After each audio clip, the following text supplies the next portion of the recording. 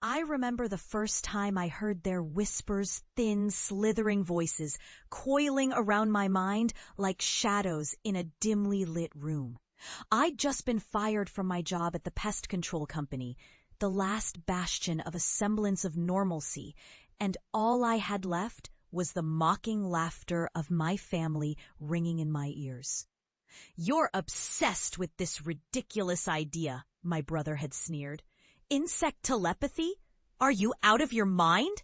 It was a question I often asked myself while crawling through the dank, vibrating underbelly of the city, where the air was thick with the sweet, rancid smell of decay and desperation. I'd seen their eyes, tiny, glistening, sentient. They weren't just bugs. They were conduits of something more, something ancient and terrible.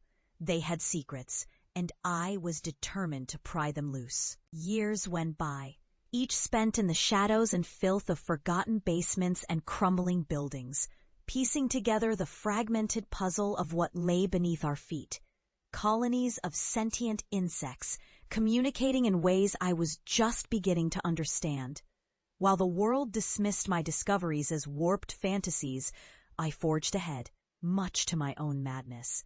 What I uncovered was terrifying, revealing a deep, dark web woven through the soil, the concrete, and the very foundation of our reality. When I finally returned home, I was not the scared little brother with delusions of grandeur they'd mocked. No, I was something else now, a figure cloaked in the weight of knowledge that gnawed at my psyche, a man transformed by the violence of truth.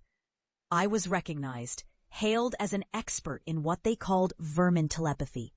My name was whispered in hushed tones at conferences, my findings studied like grim scriptures. But at home, there was no welcome. Only the stricken faces of my family. "We need to talk," my mother said, her voice trembling as I crossed the threshold, the smell of stale coffee and old regret hanging heavily in the air. "Is this how you thought it would be?" I snapped back at her, my heart pounding even as I tried to temper my anger. "Did you think I would come crawling back, begging for your acceptance? I'm not that person anymore. My family was there. All of them. My brother, now a bloated thing of arrogance, my father's eyes flickering with a kind of dread I'd never witnessed before. The laughter that once rang out so loudly now hung like a noose around their necks. "I just don't understand what you think you've achieved," my brother muttered, anger flaring in his eyes. "You've lost it. You're still just a pest control guy, aren't you?" I took a deep breath, steeling myself. "You want to see what I've seen?" The basement of my childhood home was untouched, still filled with the remnants of my forgotten youth. Dusty bicycles, old toys. It was the perfect breeding ground. I wanted to show them the truth buried beneath the surface, the connection I had forged with what they thought of as mere pests.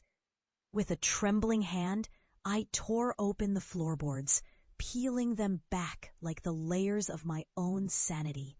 The air turned thick, the vibrations rippling through my body as I reached into that dark void. And then I summoned them, my little allies, my messengers. A wave of stirring bodies poured forth, cascading like living shadows, a writhing mass of legs and antennae. My family recoiled, screams erupting like gunshots in the stillness. They stumbled back, their faces pale as they watched the swarming mass envelope my feet, crawling up my ankles, moving as if tethered to my thoughts, my commands. "Look!" I shouted, my voice booming with conviction. "They hear me. They understand. This is what you didn't believe." But the moment was fleeting. The air shifted, and with it came a guttural hum, a low thrumming echoing from the depths of the darkness below. I felt the vibrations resonate in my bones, a pulsating rhythm that spoke in tongues I could barely comprehend. I had opened the door to something more than telepathy. Then, in a flash of movement, the insects surged toward my family, drawn by fear, the very essence of their disbelief. They swarmed around my brother, his screams drowning in the tide of writhing bodies. Panic ensued. My mother was shouting, my father screaming for them to get away. But it was too late. They had mocked what they did not understand, and now they were witnessing the very embodiment of their derision. The buzzing crescendoed into a horrific symphony, the voices of the insects rising in a chorus that pierced through the chaos. "You thought I was mad," I whispered, my voice consumed by the swelling tide of shadows. "Now you know."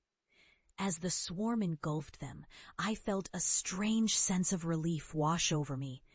They were finally seeing what I had faced, facing the horror of their own ignorance.